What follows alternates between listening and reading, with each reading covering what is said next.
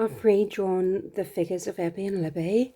I've separated this because we actually don't know, was Libby on this side or was Libby on this side? Okay, we don't know. But their feet were closer together than their heads, and their heads were only a few feet away.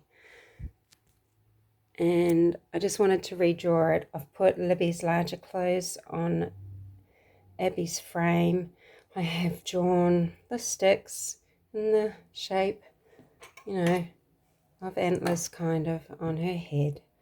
And we don't know how this asterisk is on her, where the cross is. I've drawn it there.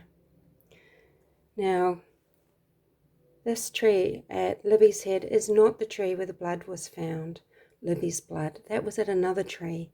And the so-called F-shaped rune was on another tree again. 3 trees involved. Abby wasn't lying at the foot of any tree. Libby was, with her hand touching the tree. Libby with 4 branches on her, Abby with 3 branches on her, and one of them appeared to have a tool that had cut. So what though? They didn't take the branches. It wasn't examined to see when that was cut or with what. It could have been cut ages ago and just left on the site.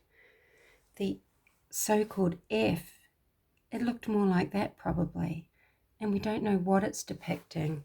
And frankly, nor do the defense.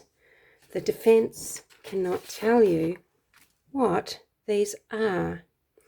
This one is kind of like an old Anglo-Saxon symbol for the serpent. It's not Nordic, although maybe Nordic in origin, but centuries earlier. And Abby's is meaningless as well. There's no Nordic rune that these match, even though that is what the defense are trying to tell you. Also, without these 2 parts, sure, that would be protection, but that's not the symbol that is there, okay? It's an asterisk.